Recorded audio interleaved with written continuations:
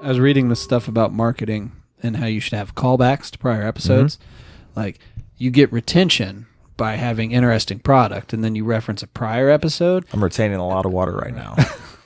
Retention. Are you pregnant? No, it's a lot of creatine. I've had a lot more carbs than normal, so I'm retaining a lot of water. My weight's went up a lot in the last few days. That's what you're talking about, yeah? Retention? Well, more audience retention. And, so I was going to reference how you... Wow, man, that's really throwing me with your... Now all I see is your bloated ass, and I don't know where to go. Thanks, man. Cool. So these biceps look bloated. So you have a... Yeah, let's retain the crowd. That'd be cool. So you have a little young boy who gets in your van frequently. If you don't get the get in your van reference, I mean, that's called back to a prior episode. But what's with you and having a younger individual following you around all the time? Figuratively. But I do have a young boy, yes. Does that make it better? I have a young boy. That's what we refer to in the wrestling business as any trainee. Like any green kid. Young boy. Like, I could have said trainee or protege, but I prefer to say young boy. Do others get to call him that, or just you? He's just my young boy. But other people can call him a trainee or a green kid, or Jake's protege, or Jake's young boy. But he's my young boy. He's 24. And he's like 210 pounds. But he's my young boy. So that makes it legal for those who might be listening and wondering. Yeah, he has to like lace my boots. He has to like take my gear bag into the show for me. He has to buy my food when we're on trips. It's cool. Well, how about coffee? Yeah, I think I've gotten him into black coffee, which is important. But how do you do to make him a man? How do you do your power move if you have like your caddy carrying all your stuff? Oh, I hold on to my coffee. I can walk in with just my coffee cup as he's got my gear and everything. Yeah. It just makes me look more badass because I have only the coffee cup in my hand. Then I can put my other hand in my pocket, or I can be texting. That makes you look real power move. Oh, yeah. You always do need to have that phone out like you were doing something. Yeah, I was just making a phone call. And my dude back here's got my gear, and he'll lace my boots later. I'm a big deal. Are you ever a prick and just be like, hey, young boy, end this call? I can push the button. I haven't, but I probably should. Just for argument's sake. Just to pop the other boys. Yeah. So what's the deal with that, though? Yeah, so I'm going to train him. He's going to be great. I'm going to try and help him attain some greatness that even I didn't achieve if he has the drive and willpower. Yeah, I'm hoping he'll be ready to wrestle in a few months. And then after that, we start traveling, Pete. Oh, is he going to, like, buttle for you internationally? What? Like a butler. To buttle. Oh, buttle. Yeah. Yeah, actually, kind of. Yeah, luckily, when I travel, I'm only going to have a backpack. So he's just going to have to carry 2 backpacks. He's going to go front and back on the backpack? He's going to have to, yeah. That way, when I'm on a Lime scooter, I don't get thrown off with the weight imbalance. What about the fanny pack? Are you going to make him wear your fanny pack? No, so I'll probably rock a man purse or a fanny pack just on my own as more of a fashion accessory. Yeah, but he can carry my heavy-ass backpack. I'm not doing that. I've done that for 4 trips to Japan or to Europe. So what are you going to do with him, though? Because don't you sleep in parks and things? Yeah, so the other day, actually, I was joking about how he's like, oh, yeah, I'll be ready to come to Europe with you next time. And I was like, yeah, like if you're good and stuff. And if you're prepared to like travel like I do. And he jokingly said like, well, yeah, as long as we're not sleeping in a park or something. And I turned to him just deadpan. I was like, I've done that before. Yeah, because I slept with the Queen once. I fell asleep outside Buckingham Palace. I told a few people that at my new job the other day, and they thought it was real weird.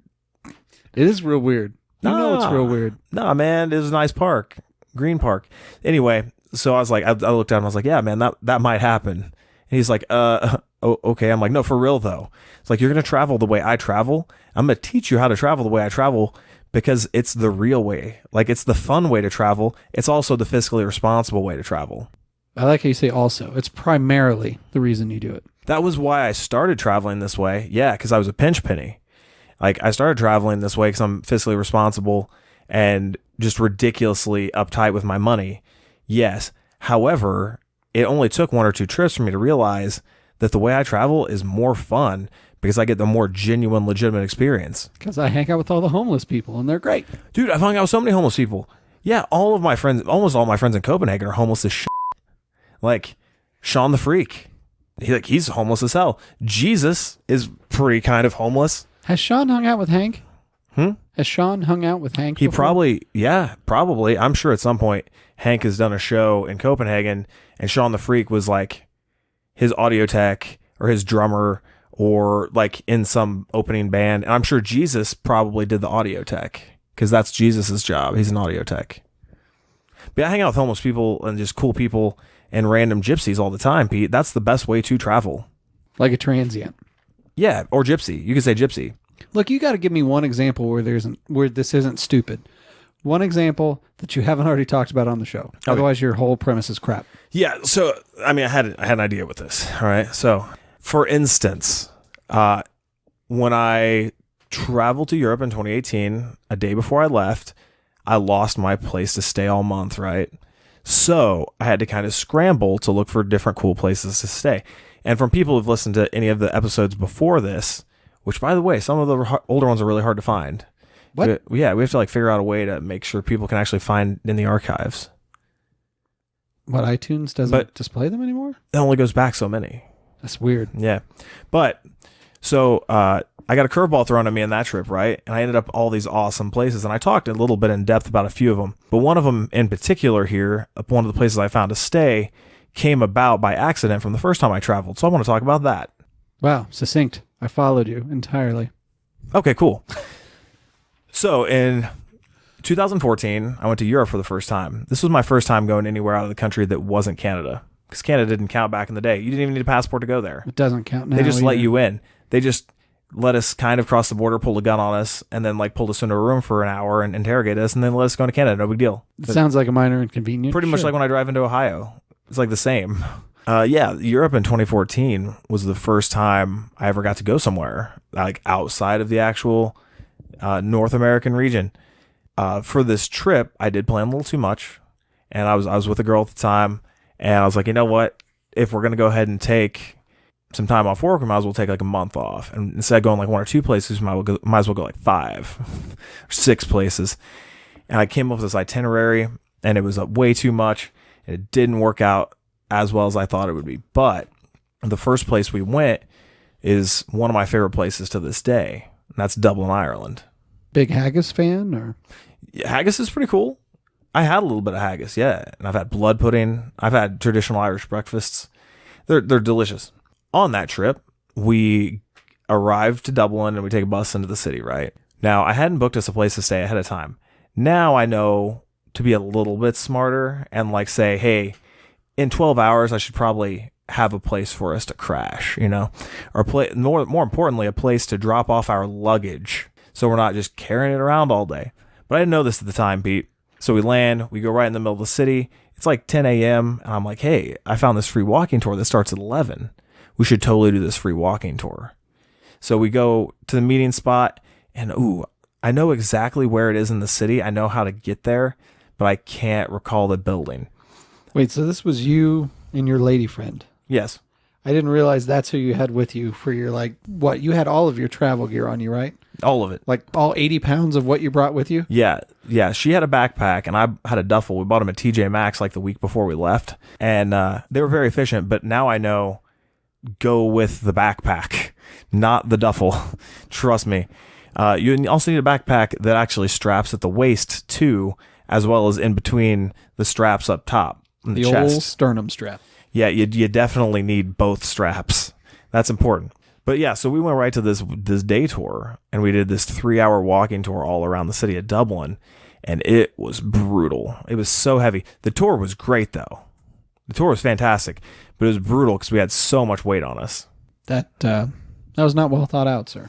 It wasn't. I know better now. Now I know you go get your hostel, drop all your stuff off real quick, and then go to your day tour. Which I've done a million times since then. Now that you're no longer a young boy. Yeah, I'm not a young boy anymore. Yeah, I was paying my dues. Those were my young boy dues. But now I'm a traveling veteran, and Blake gets to carry my stuff for me. But we did this tour, and it was what was the Sandeman tours? Doesn't matter. Free walking tour. So we went up and we meet this dude. His name is Connor with one N. Of course, because everyone there is in named Ireland, Connor. same Connor. So this was Connor, but with one N. Conor. So we meet Connor. We're like, hey, talking to him a little bit or whatever. He gives us this great tour around town. And we talk a little bit back and forth as we're walking. He's a real nice guy. I've always been a front of the class type of dude. So I'm always a front of the pack type of tour guide guy. so I can talk a little more with the tour guide and you hear a little bit more about places. Like if you're walking a few blocks somewhere, he might not stop and tell everyone, oh, hey, this building actually was built because of this in like 1915 and then like whatever. So you hear that if you're at the front of the tour. So always be at the front of the tour. The end of the tour, however, ended in this like haunted alleyway.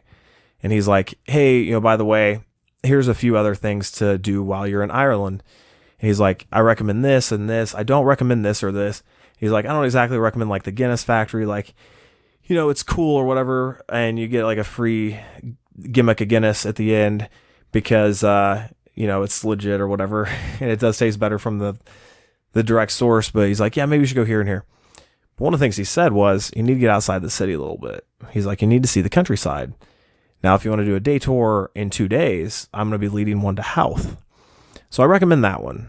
It's like, oh, okay, cool. So we're like, you know what? We're going to go ahead and sign up for that one. 2 days later, we go ahead, we walk over to the train station, which took us a long time to find, even though now I feel like real silly because I know the city like the back of my hand. It's like a Harry Potter situation. Did you have to go to like someplace in 3/4 to find a magical train to Hogwarts? Or kind of, yeah. That's what it felt like. But for me, the first time I'd been like really out of the country and having no real like frame of reference, no cell phone, no anything.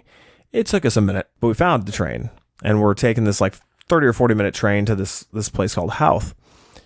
On the train, this dude Connor, like we're sitting next to him and he's like, hey, so what brings you to Ireland or whatever? And just kind of typical like tourist small talk, right? Which tourist small talk I think is significantly better than regular small talk, but it's still small talk. And like he's like still a tour guide, so he's still, gotta prep you a little bit because you're gonna tip him at the end. Like they still work on tips. I'm like, oh yeah, well, so I have a few professional wrestling shows. That's what I do. And at the time, it wasn't like professional wrestling wasn't exactly paying my bills. So I didn't brag about it too much by any means, but I mentioned I was professional wrestling. He's like, wait, what? I'm like, yeah. And he's like, no way. So it turns out Connor with one N is just a huge wrestling fan.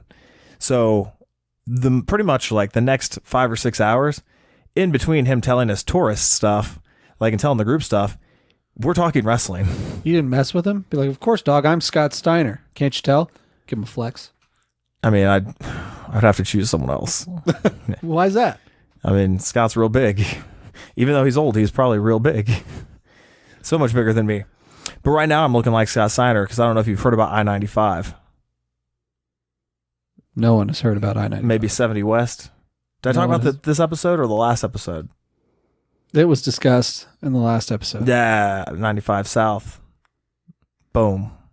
Anyway, I wasn't road mappy at the time and I didn't look like Scott Steiner. So, and I didn't have an actual map. So all of this was very difficult to us. But anyway, Connor and I like became besties on this trip, man. In fact, girlfriend at the time thought it was very funny because at some points we'd be walking and like he would speed up and the two of us would also speed up and we start leaving a few people behind at the very end. Like the people that wanted to take pictures or lollygagging. And then he would like stop and he would give some great story about like why this is a historic tree or like why this thing is whatever the way it is. So, we became buddies, like added him on Facebook or whatever. I think we sent 1 or 2 messages back and forth throughout the next few years. Yay. It was like 1 or 2 messages. It wasn't like a texting every day. I didn't get an international plan just to text him. 2018 rolls around 4 whole years later, actually 4 exact years later. Back in Europe, I don't have a place to stay. I'm like, you know what? I'd really love to make it back to Dublin.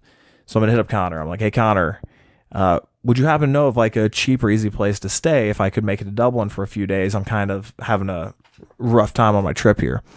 He's like, oh, mate, stay with me. Absolutely. I'm like, okay, great, cool, man. And so that's pretty much all we said. He's like, it's not much, but I can give you a place to stay. So I figured like, I'm probably sleeping on the floor of his bedroom, which is cool to me.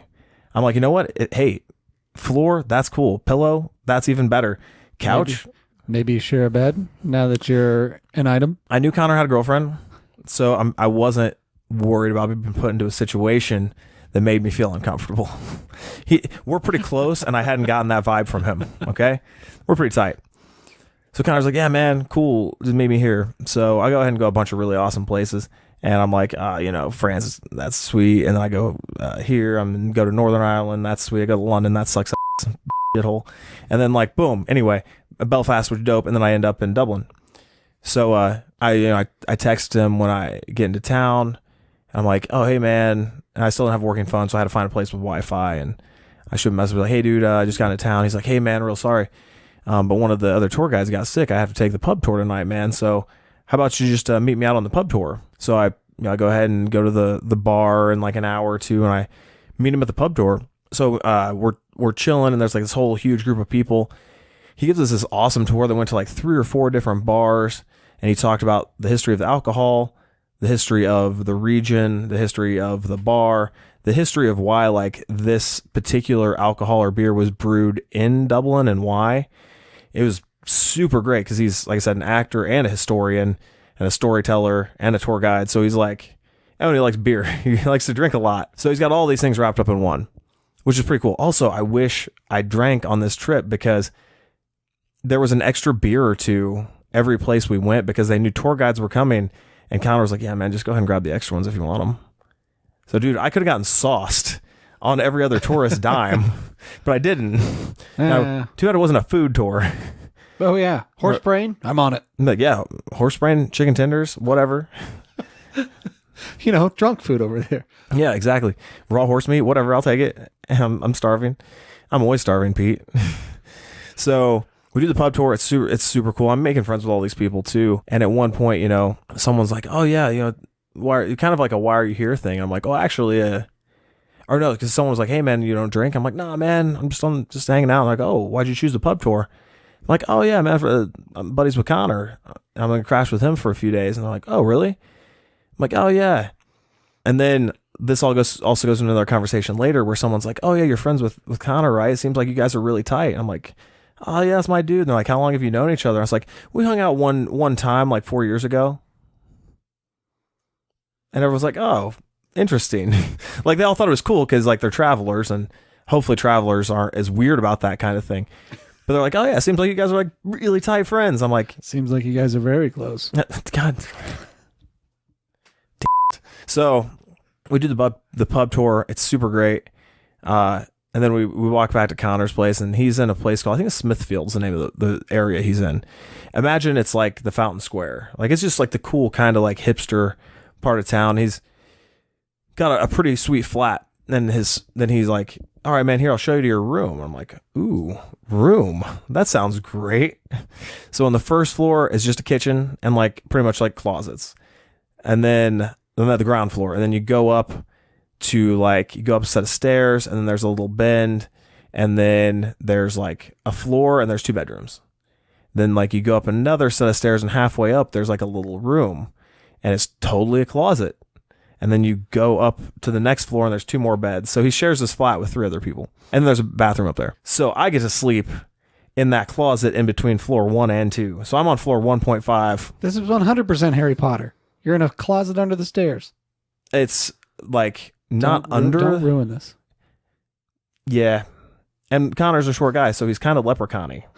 That's the Harry Potter thing, right? Oh. Leprechauns? I mean, I wouldn't see why not. They have bankers that are like goblin-y guys. I don't know about leprechauns expressly. I've never seen it. Bro, they're books. I've read the books. I haven't seen all the movies. No. Purist. Okay, cool. You respect it. You respect the literature. I often lie about having a master's in English literature, so I respect that. Because you reference Hank Rollins or something? Obscure books that other people don't know about? I've read a lot of Rollins. Yeah. Classic. So also, yeah, so I'm staying in floor 1.5. So Connor opens his door, and it's a closet, which is legitimately only the size of a twin mattress. And that's what's in there. A twin mattress and a little dresser. That's it. He's like, hey man, I'm really sorry. Like, I'm sorry it's not much, but like, da-da-da. I'm like, bro, this is a private bedroom. Dude, I'm in the lab of luxury. Like, I've stayed at hostels all week. I accidentally fell asleep outside Buckingham Palace. Like, this is a private room. This is badass, dude. Thank you so much. And I hugged him. And I think he thought I was crazy.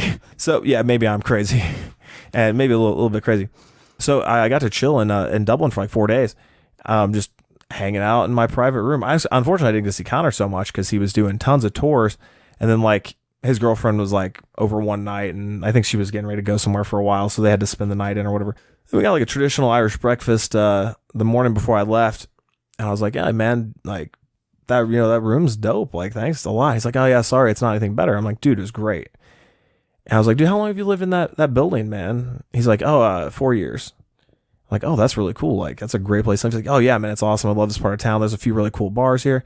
He's like, yeah, man, I actually slept the first 2.5 years in that room you stayed in. I was like, what? He's like, yeah, man, I was in that for like 2.5 years. Like, holy hell, man. Like, that's awesome. A little weird to take girls back to, I think, but like, cool.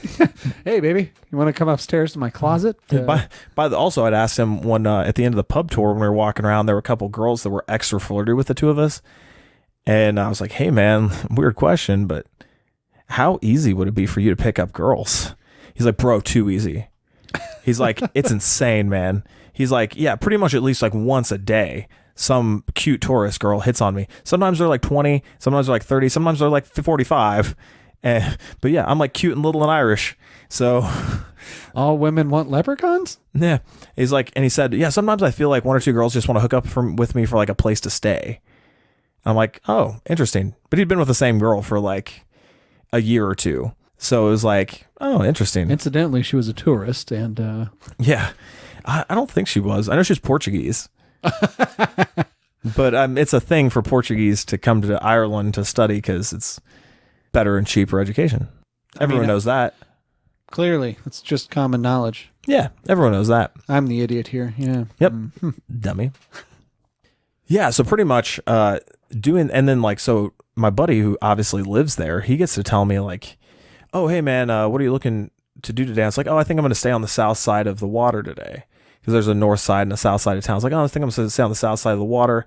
I haven't really walked around too much around St. Peter's Cathedral, so like I'm going to go in that area. He's like, oh, dude, if you're in that area, you got to go to this museum, man. It's like people don't really know about it, and it's free. He's like, it's, this millionaire dude who collected all these like old scriptures throughout his entire life. Then when he died, he left to the city, and they just had to make this museum. He's like, you'd really dig it because you're a history dude. And I'm like, oh, great. So like I went, and that was awesome. And then he would just like rattle off things. Oh yeah, dude, like if you're free and you're like on the north side of the river, like go over to the Spire and then like walk a few blocks and go to this thing. I was like, oh, cool. And like you kind of get that too if you're at a hostel, right? Because you can talk to other travelers who've like been there even just for a few days, or the people who work there, and they're like, oh, hey, you really need, like when I was in Budapest, they were just like, hey, you really need to like go half a mile up this road and then turn right and go down like 0.2 of a mile because that's where the best spot is, because that's where not where the tourists go, but where the locals go. I'm like, oh, cool. Or someone's just like, hey, you really need to go 2 blocks this way to get this like gyro because it's the best gyro in town. If you're looking for tremendous pizza in Budapest, go here. Yes. Yeah, you pronounced it correctly. Thanks, man. I did it because you were here. Budapest. Yeah. But that's how you travel, man. Like, it's legit. And Connor's still my boy. I think I've only sent him like one message since I got home. I should probably send him another one. Just be like, hey, bro, I love you. Come to the States. Hang out. P.S. I talked about you on the podcast. Tell everyone. Yeah. I'd be like, you should tell all the people in your tours the next few days that I talked about this experience. But then I don't want everyone thinking that they can just hit up Connor on Facebook and stay with him. Hey, man, they have that closets for VIPs. Yeah, we hit it off. Also, I don't like the closet jokes so much. But hey, I've been accused of being in the closet a lot recently. But I did spend 4 days in that one. I'm out, though. Feel better? Feel freer? Proud. Yeah, proud and happy. I'm myself, dude. I'm a gypsy traveler, a lone gypsy spirit. But my young boy will be with me soon. And I'll have that young boy in the closet. You think you'll both share a twin bed? If we have to. Now it's weird. Although if you're overseas, I do think he becomes your valet, technically. If he's carrying your crap and whatnot, I think he's your valet.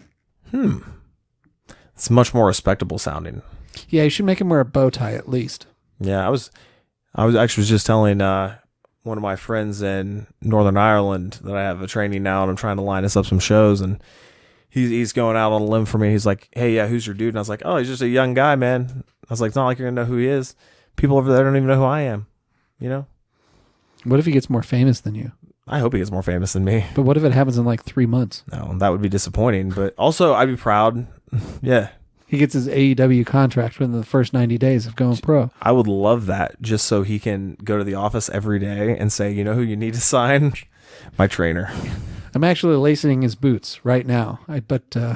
Yeah, I'm going to show up to every show. He's still going to carry my bag in the show. He's going to lace up my boots and then be like, yeah, he's there. He's ready. He's in his gear.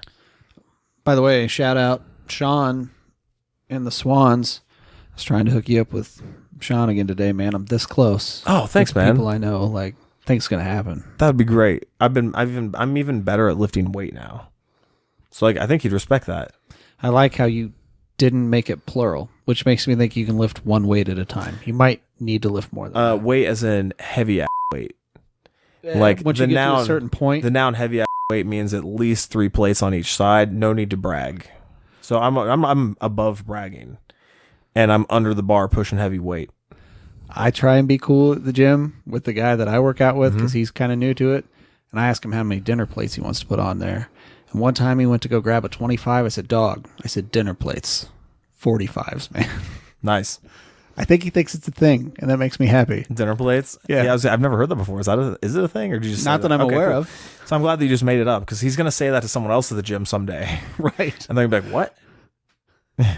And then I hope he's all indignant about it. Like, because if you believe that it's normal and somebody doesn't get it, then you think they're an idiot. That's how a lot of my life has been, just trying to play off BS with confidence. And then, yeah, the other person's going to question themselves. Absolutely. Yeah, their sexuality. Yeah, man. Get in the closet. That's where we sleep. That's normal. Exactly.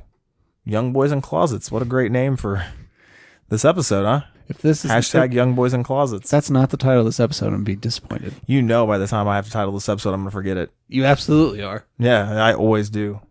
Every time I've said that's a good name for this episode, I've forgotten, and it's been called something else. Young Boys in Closets. Young Boys in Closets. Sweet. At Off the Cliff Pod, at Multimedia Hustle, at Jake Oman 2012, hashtag Young Boys in Closets.